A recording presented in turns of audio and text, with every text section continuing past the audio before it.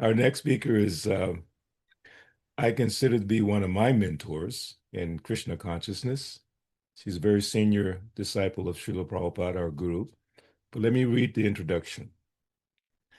Rukmini Walker is a beloved teacher, speaker, and longtime advocate for women's empowerment, bhakti, and interfaith dialogue. She's the founder of the Urban Devi Collective, serves on the board of directors of the Bhakti Center in New York City, and is a trustee of Bhaktivedanta College in Belgium. She also serves on the Sabha, advising the governing body commission of ISKCON, and contributes to global initiatives focused on sacred art, ecology, and spiritual education, writing, retreats, and international leadership. Her work beautifully weaves together devotion, wisdom, care for the earth, and deep respect for the role of women in sacred life. So please join me in welcoming Rukmini Devi.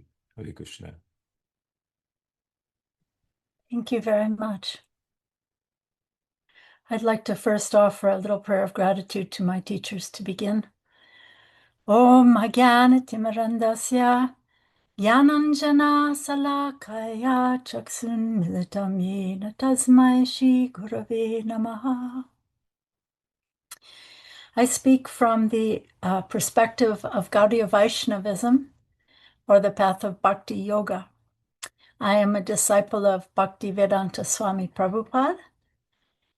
The guru of my guru, Srila Bhaktisiddhanta Saraswati Thakur, once said that one who worships Vishnu is called a Vaishnava.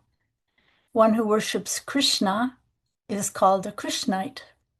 And one who worships above all the divine golden feminine goddess, Sri Radha, is called a Gaudiya. There are many aspects to the divine feminine: Saraswati, Lakshmi, Sita Devi, Parvati, Durga Devi.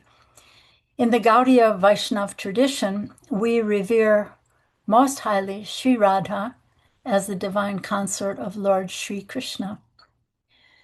The topic of the divine feminine in the aspect of Sri Radha is confidential in the pages of the Vedas. Sri Radha has one name, Veda Gopya, which means that her name is hidden even in the Vedas. She's also called Shruti Sara or Veda Sara, which means that she is the essence of the Shrutis, or the essence of all Vedic understanding. Yet even the Vedas don't dare to talk about her openly. Vedic literature is written in codes. It can be quite cryptic. Outsiders who don't have the adhikara or eligibility to enter can misunderstand and almost purposefully be waylaid or not given access, unless their hearts are transformed by grace.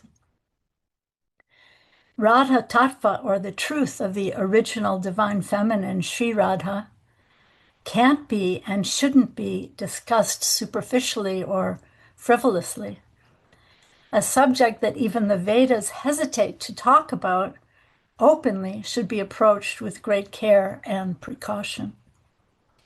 And just as Sri Radha is the confidential associate of Lord Sri Krishna, her glories remain confidential in the pages of the Vedas.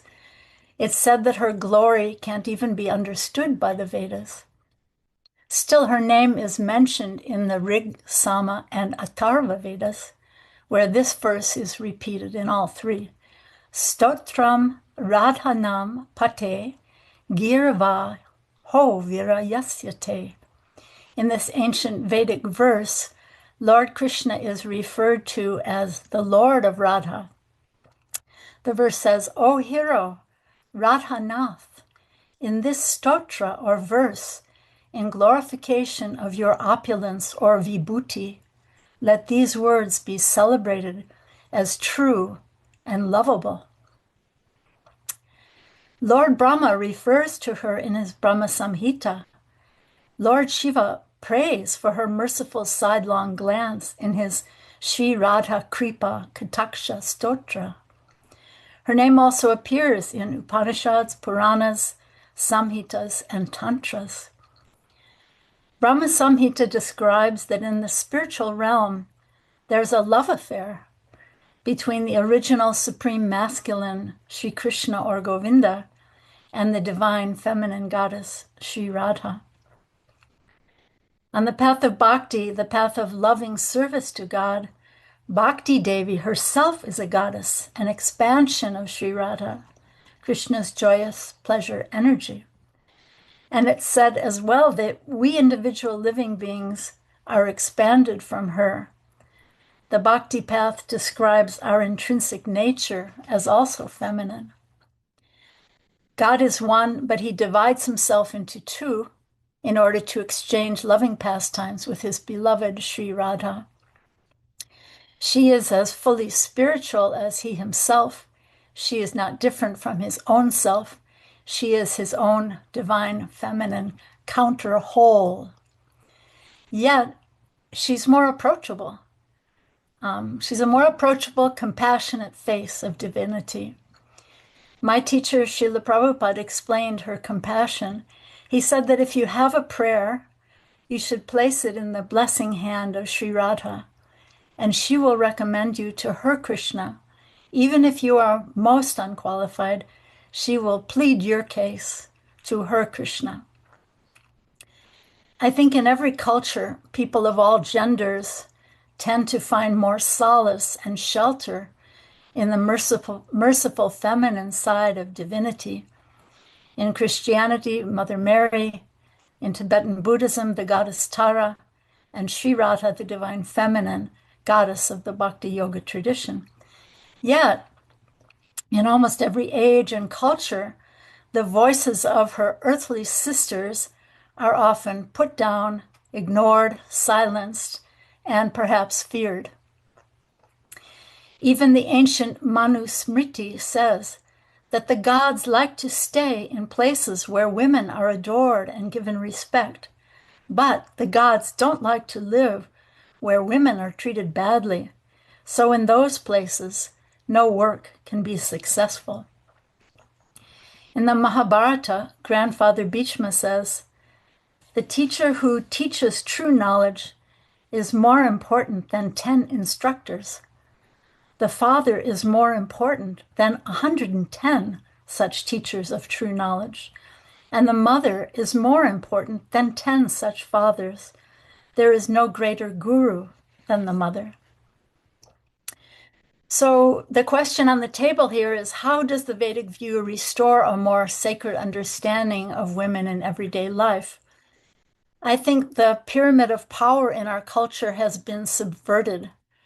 Diversity, equity, and inclusion have been usurped by forces of hate and bigotry. Hate against women, hate against minorities, hate against the disenfranchised, and hate against those seen as the other. We need to invert this pyramid of power and place the earth, the trees, the animals, and the disenfranchised of all societies, all living beings, at the top, and we ourselves looking up, honoring them all, serving them as cherished and beloved. Sri Chaitanya Mahaprabhu taught to see oneself as more humble than a blade of grass, more forbearing than a tree, offering all respects to others and not seeking undue respect for oneself. This consciousness of inclusion of women and all living beings could create a shift in the dynamic of power, teaching the world where real power lies.